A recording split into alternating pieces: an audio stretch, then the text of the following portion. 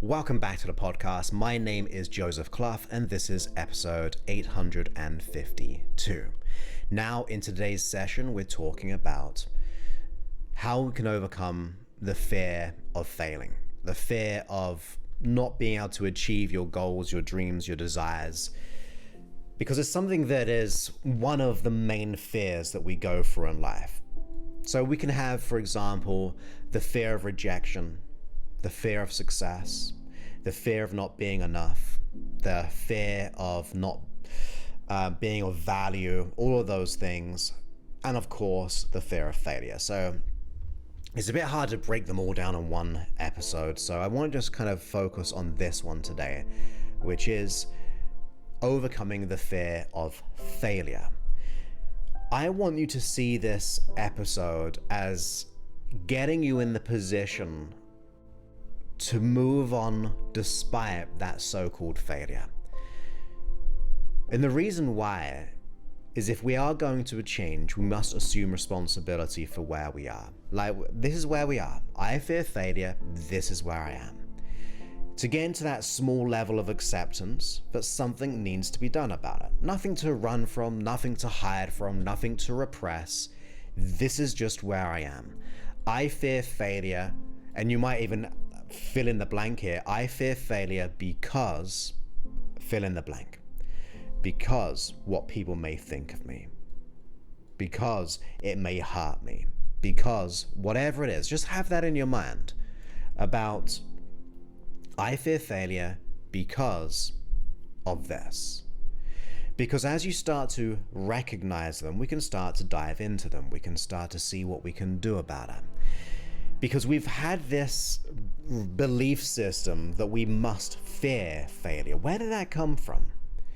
Now, it's going to come from different places for different people, but maybe it's because we've had high expectations placed upon us through our family, through our childhood, through school, through society, through partners and relationships. Like, this fear of failure can come from many different ways, many different places. So I'm going to be afraid to fail because of these past situations. We've been hypnotized to think that is reality.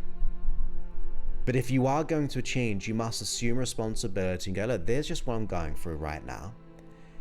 And then ultimately try to shine a light on the reality. The reality is there is no such thing as failure. That's my belief. There's no such thing as failure. Because the reframe to that is, if I always learn from that so-called failure, if I use it as feedback to adapt, to grow, to be different, to learn from it, that means it can only make me stronger. It can only make me get better and better and better. So in my mind, there is no such thing as failure when it comes to going for what we really want. Like, if you really, really, really want it, if that's on your heart, that's in your future, that's in your path, that's in your purpose, that fear of failure, we need to reframe and change it into feedback.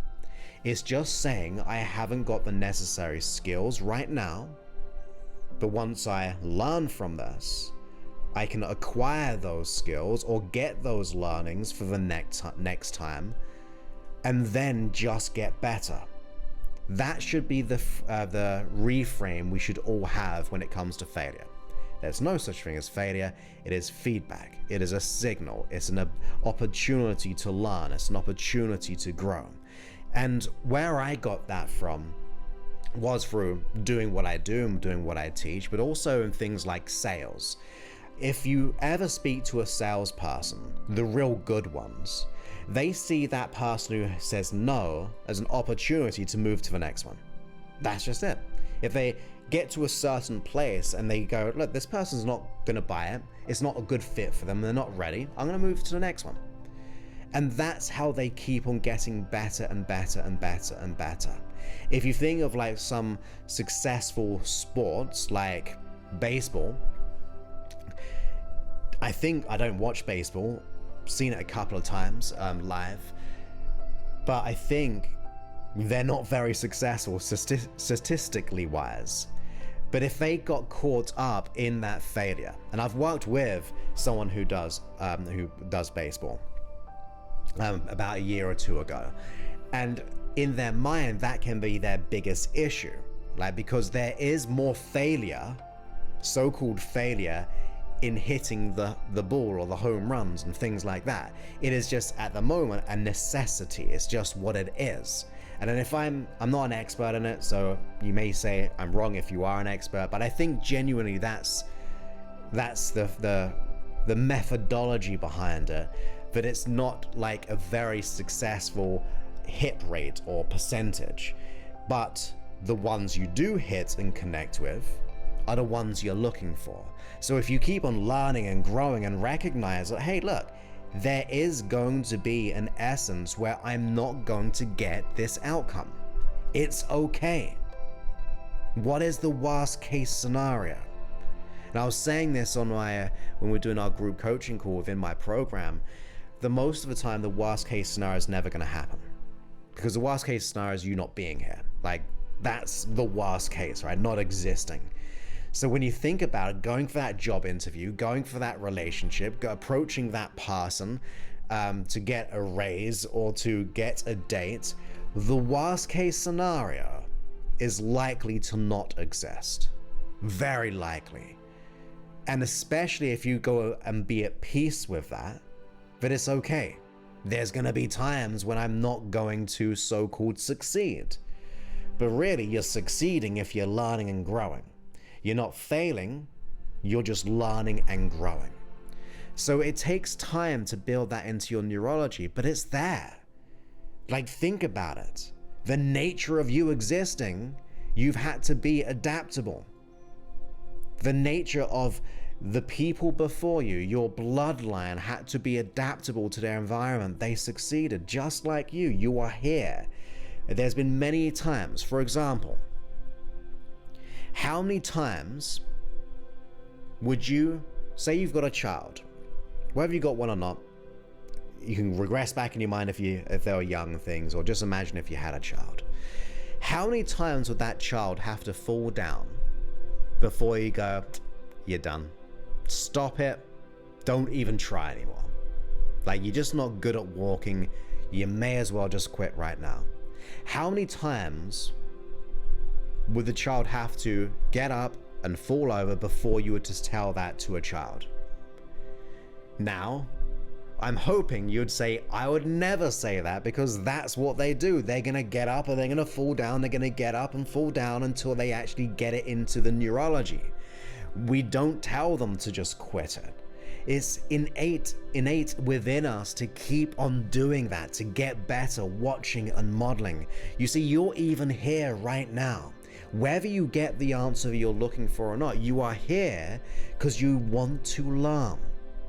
You want to learn about life. You want to learn about yourself. You want to learn about your past, learn about your future. You want to learn how to overcome the fear of failure. But there's been many things in your life which you just kept on going. Now, maybe, like I said, it's because some aspects of our childhood or significant emotional events. But there are times in your life where you have kept on going nevertheless.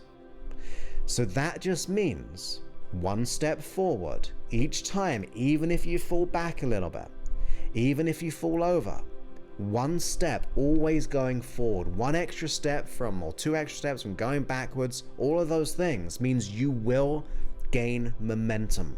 You will keep growing. You will keep on learning. Now, the other interesting thing about it is this.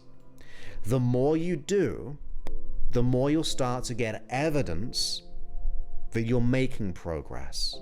The more you're at peace, there's going to be times when people will say no, and it's okay.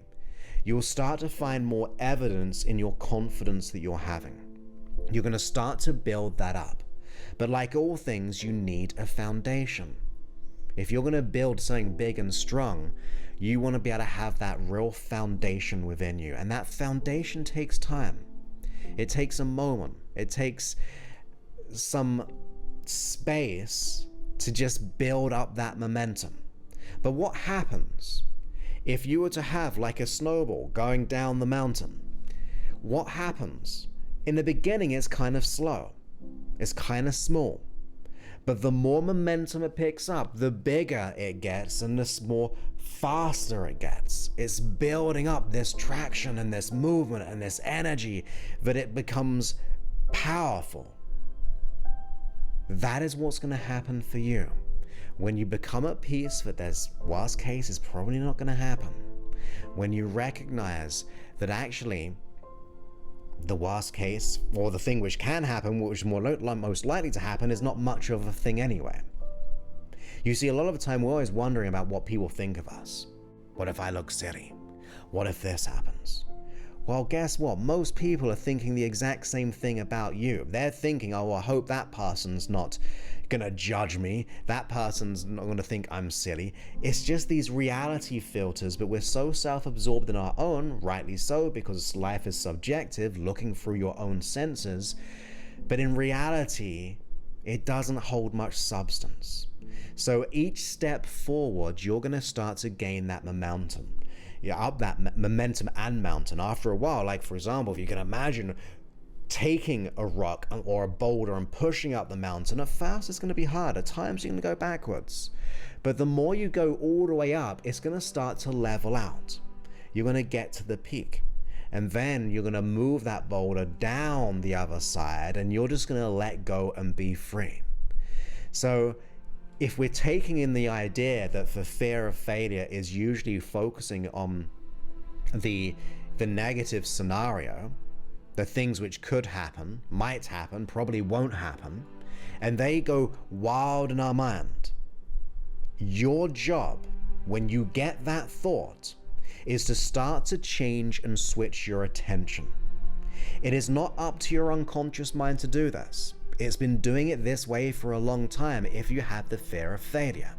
So it's your job at a conscious level that every time you start to think on the negative consequence, it's your time to reflect on the opposite, to consider what good things can happen from this. You see, when you do that, you're thinking more about the importance, the why it's important, what it's going to get you, what it's going to give you. If you get that promotion, what's it going to give you? It's going to give you achievements, it's going to give you more money. What are you going to do with all those things? Probably keep growing, having more time for security, time with your family, going on vacations, investing. Like, it's going to get you a lot. Same thing for a relationship. Usually we focus on the rejection of the person, but think about the excitement of what could happen if it is a good connection, even if you get some no's along the way. Think about what it's going to get you, the intimacy, the excitement, the sharing, the exploring, the coming together financially abundantly. There's so many good things on the other side, but we tend to focus on the negative. So in times of fear of failure, wake up, be conscious of this unconscious process. Allow the unconscious to be conscious, to then go, actually, it's my job as a conscious being to focus my attention on what I want. I've said this analogy many a times. Imagine if you're in a car, you're going onto a journey. Do you put in every destination you don't want to go to? Of course you don't. It'll take you forever. You'd have to go to all the destinations you didn't want to go to in order to get to where you want to be. Madness. You'd never put the location of all the places you didn't want to be in a satellite navigation system. What do? You put your attention on the location that you do want to go. You put in a postcode of a zip code of the address and all those types of things. Well, it's the same thing with the mind. You are almost, with the fear of failure, programming your mind through this past programming, of course, to go to all the destinations you don't want to go to in the hope to finally get to where you want to go. It's never going to work just like the satellite navigation. You're not going to have all the thoughts of all the destinations, of all the actions, all the reactions, all the failures, so-called failures, to be able to get to where you want to be. So it's now time to put your attention on what you want. Forget about the how in the beginning. Focus on what you want, what it's going to give you. Declare that you're ready for this, even in the so-called failure. Decide, I want this so much that what it's going to make me feel when I get there, what it's actually going to give me emotionally, psychologically, physically, even into the external possessions or money or helping and contributing to society. Make your why so big, make your reasons so big that it just overloads, it saturates any reason to not go for what you want. That to me is assuming a level of responsibility. And this one is a little bit of a jab at the unconscious mind here, is that if you're not committed to change, you're committed to stay the same. And the reason why I say it's a little jab, because it's a bit of a wake-up call, because we're like, oh my goodness, if I'm not committed to change and do the work, I'm sending a signal to my unconscious mind that it's okay where I am, to keep on playing out the same old stories about the fear of failure, the same old ideas of poor me, there's a reason why I am like I am. And I'm not saying that to be mean to you. I really hope you get that. In fact, if I was to be really mean, I'd be telling you to keep on living that way, because it's not serving you. Serving you is bringing you to hopefully the truth and better you, and deciding to not be committed is technically deciding to stay the same. We're not doing anything. So assume that responsibility to put your attention on what you want and start to take some action on it. I don't care if you use something within my app. I don't care if you work with me personally. I don't care if you work with other people. But I'm not going to serve you by just saying everything's going to be okay if you do nothing. Because there's a part of you on the inside which wants something. And if you want something, you've got to do something. It's not just going to fall on your lap. In a rarity anyway. You've got to have those positive thoughts, but those positive actions to back it up. But one of the issues which does get in the way, and more than ever, I would say, is people's opinions of going for what we want. Because that fear of failure could have come from that judgment or what people are expected of you. Have you ever had that thought? When you think about it, I don't want people to think of me in a certain way. If I decide I want to go and start up that new business, in my mind I might be having conversations of what my parents will feel, or what my friends will be thinking, or what my brothers or sisters would tell me, or what my children would say, my partner would say, what society would say, what does social media say. There are so many opinions of what people think we should be doing. Sometimes we have far more opinions of what other people should be doing, where they should be really putting their own attention on their own opinion of where they're heading. They get so tired and stuck to their own opinion that they try to enforce it upon other people, and it doesn't work that way. You don't force people into things. It's about getting them to come to their own conclusion. And that's what I try to do on every one of these episodes. I'm not going to tell you that this is the only way. I'm going to say this is how I see it. And there are other ways of doing it, of course. I like to think my way is a quick way because that's what worked for me and that's what works for my people who I work with. But if there's other ways, go out and explore, but don't take my opinion as truth. Don't take society's opinion as a truth, and absolutely do not let those past people in your life, who may not even be in your life, still echo on in the mind of an opinion of where and who you should be and what you should be doing. I always say other people's opinions are not your business, and that does push up against some people too. But I'm at peace with that. I don't mind that. Like, if that pushes up against you, disagree, that's fine. But what I do know is if I buy into other people's belief systems which aren't resonant with what I really want in our life, I'm not going to serve them, and I'm not going to serve others. I'm not going to serve myself. Why? Because I'm going to be unhappy doing that. By living in the mindset of what other people want for me. I will never ever be happy. I will never ever get to the end of my life and go, well, that was a great life. I lived it in through the eyes of my mother or father or society, whatever it is, right? You're not going to feel very good about it. In fact, you're probably going to have a level of regret that you wish you did something different. I mean, how many regrets do we have now? Whatever age we are at, how many regrets do we have? And not necessarily big bad regrets, but I just mean like hindsight. Like there are many things I look back and think, I wish I did that differently, because it would have meant X, Y, Z. I would have helped more people, or I would have made more money, or I'd be able to give more, or I'd be able to have better relationships. Like, we all have hindsight, but I don't want that hindsight to be the last one that you have when we get to the end of our life. When you go, I lived my life for other people and it made me unhappy. That does not serve you. Doesn't even serve them ultimately.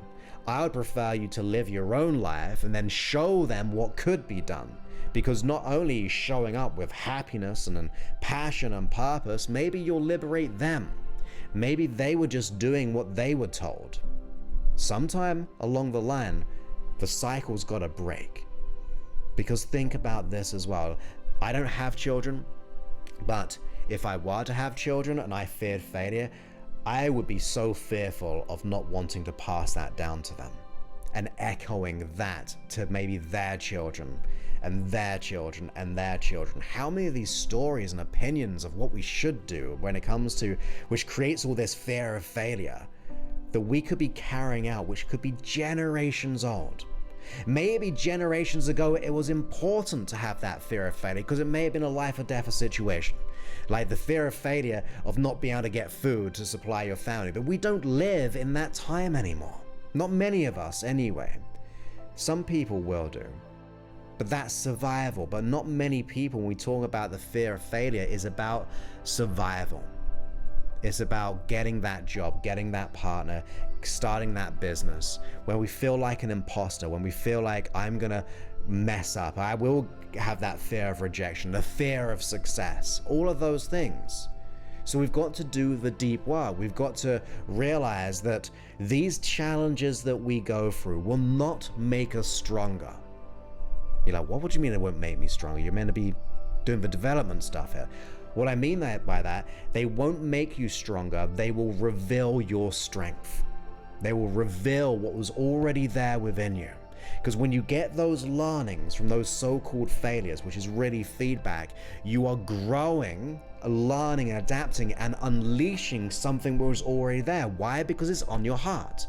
You wouldn't be wanting these things if you didn't really feel like it. You wouldn't be going for that job or that partner if you didn't really feel like it was going to get you something.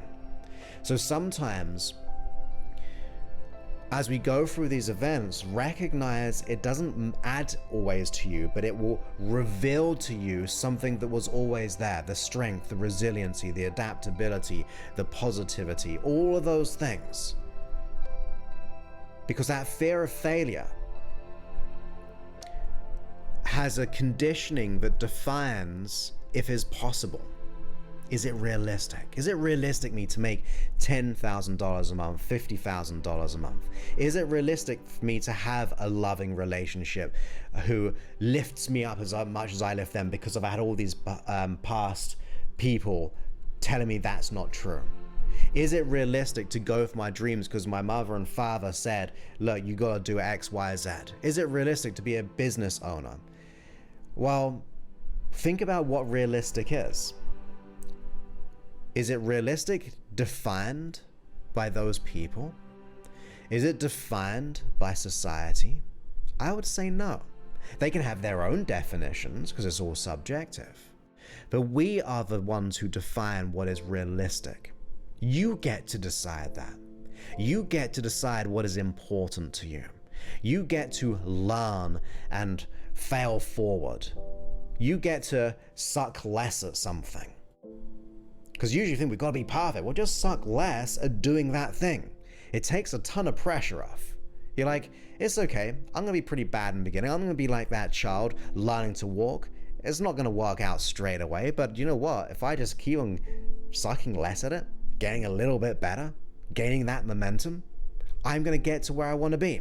I'm going to do all the things I want to achieve. So try to apply those principles, even if they're just reframes of how you see fear of failure, because it will cause you to change, but you have to wake up to it. Like I said, you've got to take action on this. You got to decide to do rather decide to stay the same. That's just my opinion. And it's an opinion that I have about myself as well, but I'm not just saying this because it doesn't always feel good when I say that, or as in, it makes me feel good because I believe it's true and I believe it's trying to help, but I know it doesn't. When I say those things, some people might go, oh, that does hit something within me. But I have that same mentality myself. If I'm not dedicated to do this work, then I'm dedicated to stay the same where I am.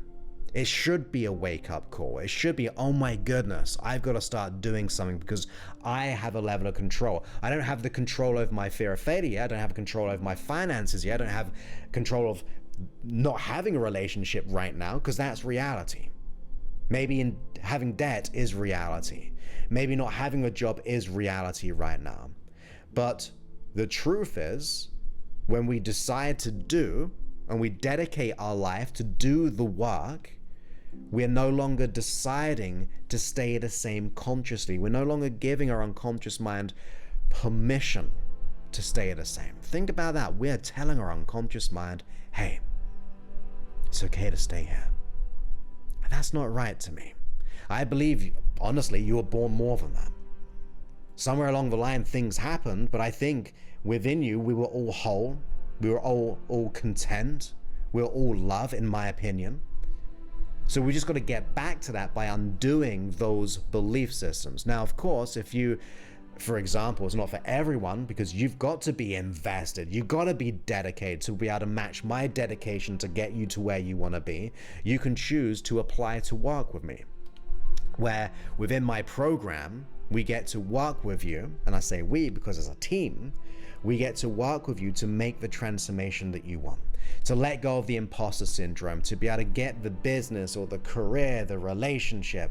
But you've got to be invested in time and in money because this is going to be life-changing. So you fill out an application and we get clear when you arrive to that one-to-one call on where you are, where you want to be, what's getting in the way. And if we can make it a reality, we'll go, yep, we can do that. We'll work with you. And you can go to josephclough.info/talk to be able to do just that. So I hope you got value from this episode either way, because like I said, that's very specific. You've got to be really dedicated to change. You got to, even if you don't know how, even if you're like, oh, I have all this fear because that's part of the issue. But in your heart, you got to go, I'm all in on me. For once in my life, even I don't know how it's going to, I don't know how Joseph's going to do it. I don't know how we're going to work together. But for once in my life, I'm going to do this for me. Because all my life, I've never felt worthy. All my life, I was told I should have these fears, worries, and doubts. All my life, I've been saying this narrative, what people have told me. But not today. I'm going to go all in for me for once. Because when I go all in for me, other people will benefit. Other people will get more of me. I'll get more people, I'll get more abundance, I'll get more career, all those things, of course. But when you shine your light knowing you are worthy and enough and all those things, people will change in every single way. So once again, that is Joseph Clough, www.josephclough.info/talk. josephclough.info/talk. But as I said, go ahead and do what has to be done. I'm rooting for you even from a distance. I do really want you to change, transform with me or without me, with other people, whatever it is for you. I know it's possible. If I can do it, you can do it. And I look forward to speaking to you on a future episode. Many thanks and goodbye.